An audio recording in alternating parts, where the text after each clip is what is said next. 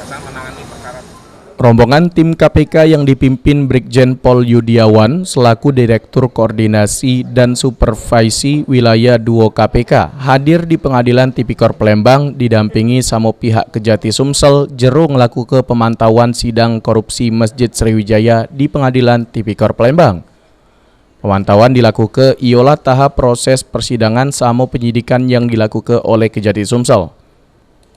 Menurut keterangan Direktur Koordinasi dan Supervisi Wilayah 2 KPK Brigjen Pol Yudiawan, tujuan untuk memperkuat penegakan hukum terkait kasus korupsi Masjid Sriwijaya untuk tugas dewe ialah ngelakukan koordinasi sama supervisi. Sudem itu giatnya dewe bakal memberi ke fasilitas sama memonitor persidangan.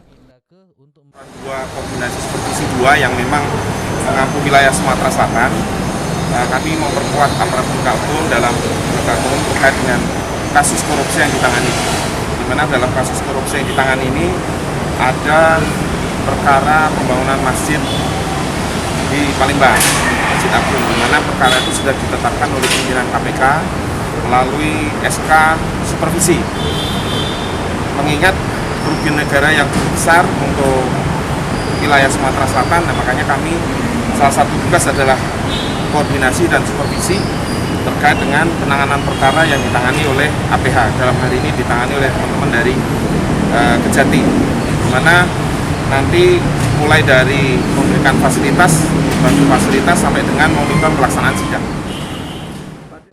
Sedangkan dari pihak Kejati Sumsel nanggapi hal ini ialah bentuk dukungan untuk melakukan pemberantasan korupsi di Sumsel karena sudem foksi dari KPK dewe untuk melakukan pemantauan sama koordinasi terkait penanganan kasus korupsi Masjid Sriwijaya ini dewe. Ke depan kita lebih agresif lagi dalam penanganan perkara ini. Nah, di balik semua itu artinya kedatangan KPK ke sini memang bagian dari tupoksi untuk melakukan supervisi terhadap perkara-perkara tindak pidana korupsi yang perlu disupervisi oleh pihak KPK.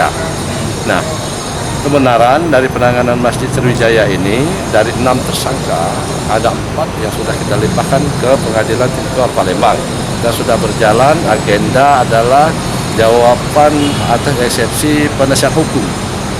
Nah, pemantauan oleh KPK untuk perkembangan persidangan ini tentu fakta hukum persidangan ini tentu tidak bisa dilepaskan dengan penyidikan masih berjalan karena merupakan satu kesatuan terkaitan perkara yang sudah disidangkan terhadap juga perkembangan perkara-perkara penyidikan sehubung dengan Masjid Sriwijaya Palembang.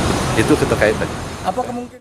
Dengan adanya tim KPK yang memantau penyidikan kasus korupsi Masjid Sriwijaya ini, diharapkan ke depan kasus korupsi Masjid Sriwijaya yang ditangani pihak Kejati Sumsel pacak gancang tuntas sampai ke akarnya.